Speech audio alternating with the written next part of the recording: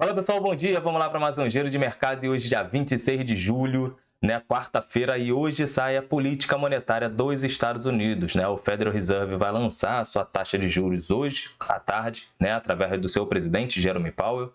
Mas tão importante quanto é a decisão da política da taxa de juros, nós vamos ver a decisão da taxa de juros, vamos identificar no discurso do Powell, né, quais serão os próximos passos, né? Se o Fed vai parar por aí, né, vai ter mais esse aumento de 25 base points, que é o esperado pelo mercado, ou se terão novos aumentos até o final do ano, beleza? E por quanto tempo essa taxa de juros tende a ficar alta, né, elevada lá nos Estados Unidos, beleza? Bom, então fiquem atentos hoje à tarde, é um divisor de águas da semana, é o indicador mais importante da semana, beleza? Bom, quem vos fala sou eu, Vinícius Vilas Boas, assessor de investimento da XP Investimentos e sócio do escritório Cashwise. Se você não tem conta na XP, não deixe de clicar no link aqui para abrir a sua conta e começar no mundo do mercado financeiro. Beleza? Você será assessorado por mim ou por algum dos meus sócios, né, que são assessores de investimentos, têm bastante experiência para ajudar vocês a construir o patrimônio de vocês. Beleza? Bom, vamos seguir aqui agora sem mais delongas, né? Vamos ver o que está acontecendo no mundo, porque ontem nós tivemos o nosso Ibovão da Massa subindo forte aí, né? Chegou a beliscar lá os 123 mil pontos, muita gente gostou, foi formidável, né? Porém, hoje é um novo dia, beleza? Hoje é um novo dia. E quando a gente olha hoje, né, a Ásia, a Europa e os futuros norte-americanos já começam a mostrar um pouco mais de cautela, um pouco mais de tranquilidade, certo? Então, todo mundo cauteloso, aguardando a decisão da política monetária. Lá na China, né, na Ásia, na verdade, vou trazer até aqui para vocês, porque nós temos aí balanços também vindo de algumas empresas, e uma lá no Pacífico, né, que a mineradora Rio Tinto, né, viu aí uma queda no seu lucro de 43%. Isso acaba fazendo com que as mineradoras, as ADRs das mineradoras lá no pré-market norte-americano, já comecem a sentir, né, refletir um pouco mais essa queda da Rio Tinto, né, a queda do lucro. Apesar de que é a opinião pessoal, ela, na minha visão, elas já apanharam tanto e isso já estava precificado, certo? Ter uma redução no lucro, até porque a commodity baixou bastante, né, mediante a fraqueza econômica da China, né? A China é a maior compradora de minério de ferro do mundo. Então, quando ela não está comprando, o que acontece? Os preços acabam cedendo, né? Então, a oferta fica maior do que a demanda. Beleza? Bom, olhando para a Europa nós tivemos dois balanços hoje, né? Tanto o Santander quanto o Deutsche Bank, né? O Deutsche Bank é o maior banco ali da Alemanha, né, que é a principal economia da zona do euro, que também teve um lucro encolhendo aí na casa de 27%, e isso foi muito mal visto ali por parte dos investidores, então isso acabou aumentando, ampliando a cautela por lá, beleza? O Santander, por outro lado, teve um crescimento no seu lucro em relação ao mesmo período do ano anterior, na casa de 13%. Isso foi bem positivo. E está aqui pulando na plataforma toda a parte de divulgação de resultado do Santander, que depois eu vou ler ali para vocês alguns pontos, não analisei nada, mas aqui, como a gente fala, são fatos e dados. Beleza? Bom, dito isto, né, vamos falar um pouco aqui das commodities. Petróleo também cedendo um pouco mais, né? A gente vê aqui o Brent, o WTI na casa de $78, o Brent na casa de $82, cedendo um pouco mais, depois que saiu os estoques de petróleo bruto, né, lá nos Estados Unidos, reportou um aumento e com a falta também de detalhes nesses estímulos da China, isso acaba pressionando um pouco mais a questão das commodities, né? O minério de ferro fechou até em alta, né? Fechou em uma boa alta. Vamos ver se vai repercutir aqui no nosso Brasilzão, né? Na nossa querida Vale. O minério de ferro subiu 1,76%, então foi bem positivo no fechamento lá em Dalian. Vamos ver como é que vai ficar Singapura, né? Se na próxima janela estaremos em alta ainda do minério de ferro, porque pode trazer a nossa bolsa um pouco mais para cima. Beleza? Deixa eu trazer para cá. Vou passar para vocês aqui alguns pontos, né, do Santander, né, já aproveitando que a gente vai entrar agora no nosso Ibovão da Massa. Deixa eu ver se temos tempo aqui, tá bastante tempo. Bom, vamos ver aqui.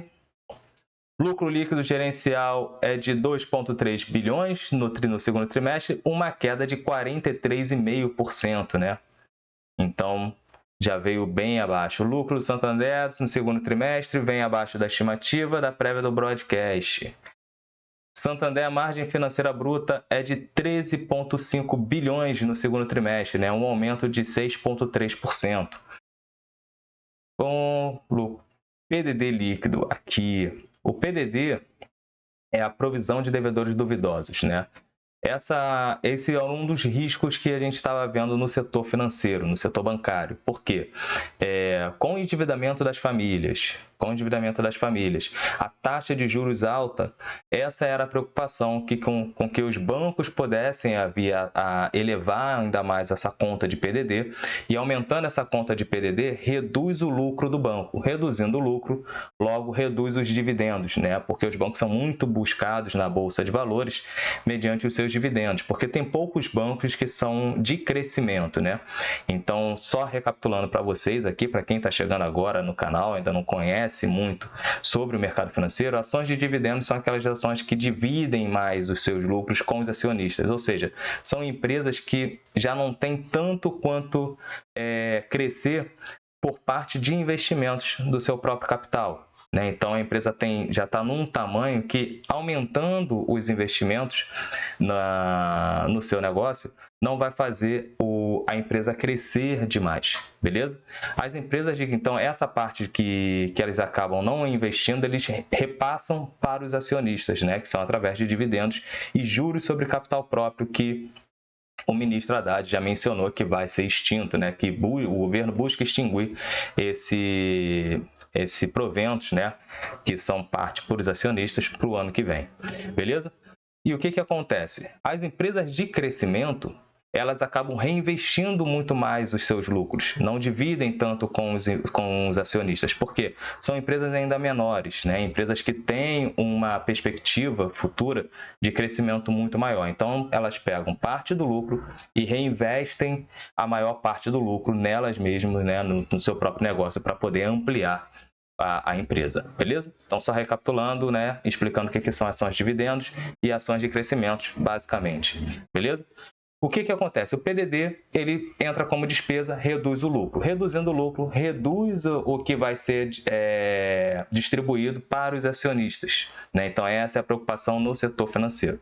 O outro ponto que está impactando no setor financeiro é a extinção do JCP, né? Que é o juros sobre capital próprio. Esse juros sobre capital próprio, né, ele sendo extinguido, isso tende a aumentar o custo do crédito, porque a Febraban ontem, né, até deixei ali separado, depois eu leio para vocês, né, a Febraban até mencionou que isso pode aumentar o custo do crédito, já explico isso para vocês, beleza? Bom, agora vamos para o PDD do Santander, né, somando aí 5,9 bilhões de dólares no segundo trimestre, uma alta de 4%, então aumentou o PDD do Santander, justamente pela provisão de devedores duvidosos. Só que o programa Desenrola tende a reduzir um pouco mais esse endividamento aí das famílias e logo reduzir a inadimplência. Vamos ver se a inadimplência será reduzida, né? Bom, despesas gerais somando 5,9 bilhões, né? Uma alta de 10%. Despesas com pessoal aumentando aí 15%, isso também não queria ver. Índice de cobertura caindo 30 pontos percentuais, né? Ante o primeiro trimestre de 2023, né? Então, inadimplência acima de 90 dias é de 3,3%, né? Teve um aumento, né? Antes era 2,9% no mesmo período do ano anterior.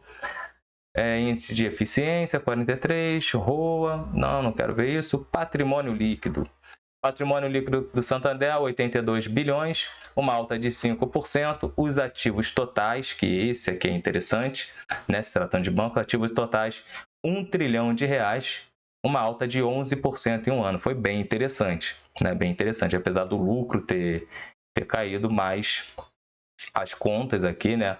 olhando na íntegra, não está tão ruim assim. O índice de Basileia fechando 13,5%, caiu um pouco mais, né? Era 14,2%, mas caiu para 13,5%, mas não é tão problemático assim, né? Até porque o índice de Basileia, que é aquele indicador que ele mostra a saúde financeira das instituições financeiras, né? A linha de corte, vamos botar assim, é acima de 11% aqui no Brasil e no mundo é acima de 8%. Então, 13,5% está bem sólido, nada de muito preocupante. E não abri nem o Profit. Vamos aqui agora passar para vocês o nosso Profit Chart.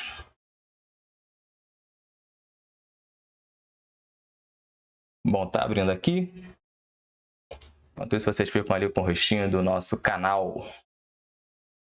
Bom, falar do Ibovespa, Ibovão da Massa que subiu aí 0,5%, 0,55%, chegou a beliscar a casa ali dos 123 mil pontos, muito impulsionado pela questão do IPCA 15, né? O IPCA 15 veio inflamando um pouco mais o nosso Ibovespa. A gente chegou até mesmo uma alta generalizada na bolsa, né? Todo mundo no positivo, somente 3 ações estavam no negativo, certo? Então isso estava bem animado. Só que no decorrer do dia, os investidores, né, estrangeiros lá em Nova York começou a ceder um pouco mais, limitar os seus ganhos, certo? Mesmo com os balanços das empresas que estavam saindo ali, estavam positivos, acima do esperado. Porém, nós temos hoje a política monetária, né, lá do Fed. Então, a galera segurou um pouco mais, até porque já vinha de bons ganhos, né? Já vinham com uma sequência de ganhos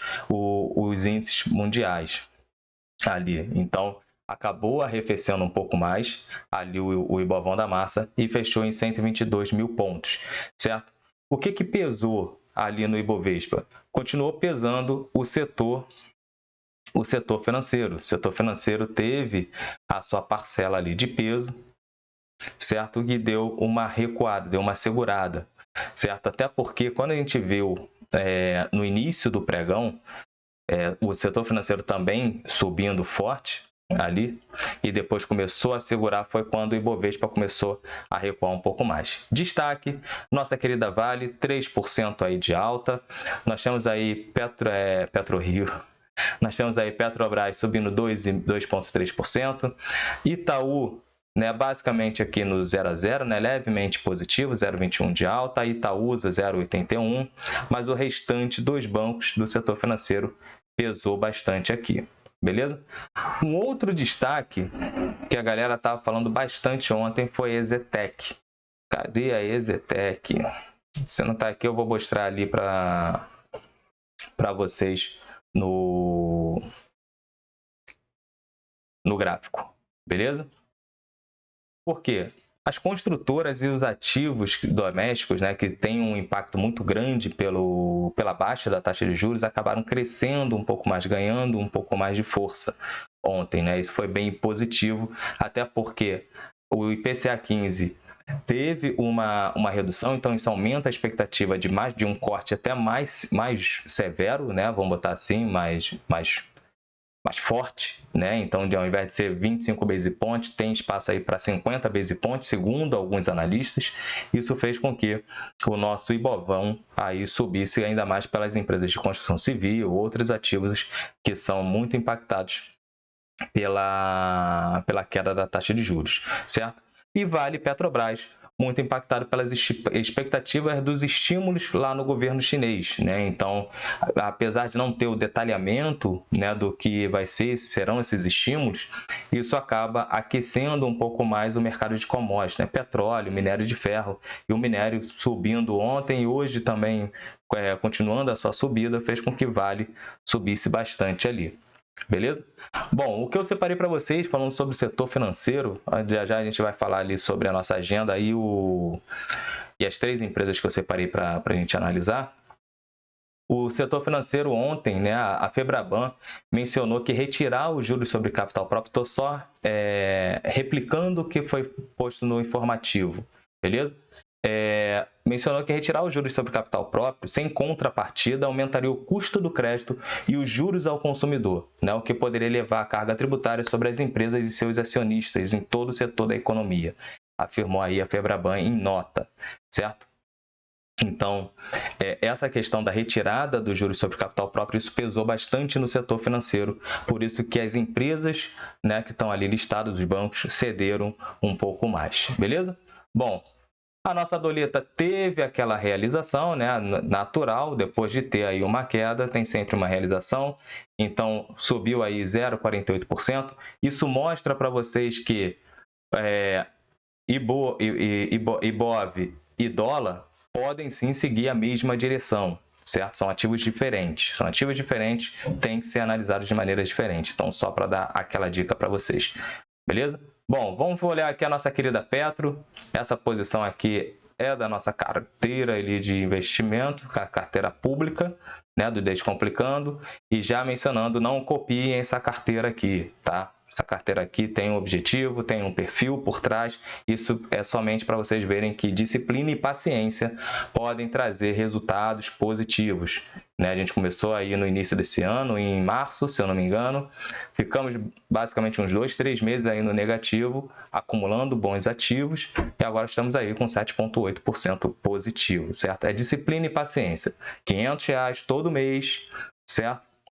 Comprando os ativos dos quais eu gosto de acompanhar, né? Tá dentro do meu perfil, eu entendo sobre esses ativos, então você busca os ativos que estão mais dentro do seu perfil, que você gosta de acompanhar, os setores que você acompanha mais, e não deixe de conversar com o seu assessor de investimentos para poder colocar dentro do seu perfil de investidor, beleza? Não saia copiando a carteira de qualquer um que esteja aí na internet. Bom, olhando aqui Petrobras ficou acima do high-low, a média móvel de 10 períodos cruzando a de 20 períodos, né? Muito impactado, como falei, com os estímulos da China, só que ainda não tem detalhamento. O petróleo hoje está cedendo um pouco mais, pode ser que venha algum tipo de realização.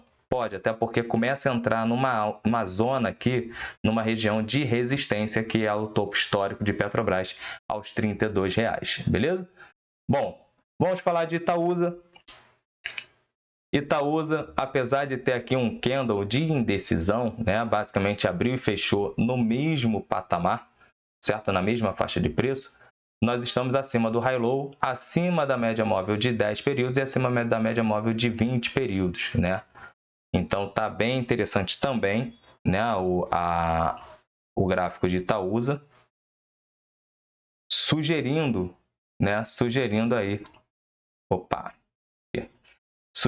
aí que pode sim, né, estamos aí próximo de uma região aqui de resistência, né, dos 9,86 até os R$10 aqui, é uma área aqui onde pode ter uma possível resistência, beleza?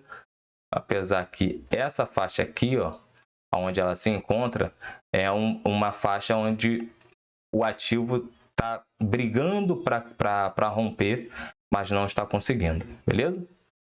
Bom, lembrando que Itaú pesa bastante na Itaúsa. Exetec ontem foi uma alta aí de 6,2%, né? Chegou até 7% ali, Exetec, né? Foi bem, um papel que ficou bem esticado. E com essa expectativa da corte da taxa de juros, isso acaba fazendo com que essas empresas, né, que acabam tendo esse benefício da taxa de juros mais baixa, acaba ficando mais interessante, beleza? Então, a Exetec aqui, ó, no finalzinho de 2020, né, até basicamente aqui 2022, veio numa LTB, né, aqui uma realização muito forte, né, caindo aí basicamente 60%, beleza? Até ali o 2022, beleza? Chegou no seu piso aqui de R$ 11,66, né? Segurou ali e agora já acumula uma alta, né? Tá batendo ali de 74%, né? 74,9%, praticamente 75%, batendo na média móvel de 200 períodos, né? Ganhando essa região aqui de 23,15, pode ser que comece a fazer novas altas para buscar os 33,41, né? Alguns analistas mencionam que a Exetec é uma das empresas que tem um maior possível upside, né? Não analisei fundamentos, né? Então você que queira ter Zetec na carteira, não deixe de ver os fundamentos e conversar com o assessor de investimentos de vocês, certo? Precisa estudar melhor. Mas como o pessoal falou muito de Zetec ontem, estou trazendo para vocês o que está acontecendo em termos de preço com a Zetec. Ganhando 23,15, pode abrir espaço para vir aí para 33,41. Vinícius, você vai botar na carteira do Descomplicando? Não, não é todo ativo que eu olho. Ah, tá no ponto bom de compra se romper aqui? Estaria no ponto bom de compra. Mas por que eu não boto na minha carteira? Porque eu não acompanho o ativo, não acompanho a empresa. Beleza? Simples assim. Né? Eu já tenho aqui a Trisul, que é a qual eu acompanho. Então, por isso que eu falo para vocês precisam entender. Eita, fiz aqui uma cagalhopança aqui, mas depois eu conserto. Vocês precisam colocar na carteira de vocês os ativos que vocês acompanham, que vocês consigam entender e saber de fato como aquela empresa ganha dinheiro, beleza? Para vocês não fazerem besteira. Bom, vamos aqui para o nosso calendário. O calendário, ele hoje está um pouco mais recheado, mas a cereja do bolo é às 3 horas da tarde, a decisão da política da taxa de juros do Fed, né? Então, a expectativa é subir 25 base points, né? Ou seja, 0,25%. Hoje está em 5,25, indo para 5,50. Qualquer coisa acima disso estressa o mercado, certo? E também, se tiver uma manutenção na taxa de juros, não subir, isso pode animar os mercados. Porém, se tiver o aumento de 25 base points e o discurso do Powell for muito hawkish, mostrando que pode ter mais aumentos da taxa de juros até o final do ano, isso também pode estressar o mercado, beleza? Então, fiquem atentos ao discurso, não somente à decisão da política monetária, beleza? Bom, pessoal, forte abraço para todos vocês, muita atenção com o capital de vocês, que hoje é um dia bem interessante na Bolsa. Fiquem acompanhando aí o que pode sair da política monetária norte-americana. Valeu? Então, até amanhã com mais giro de mercado.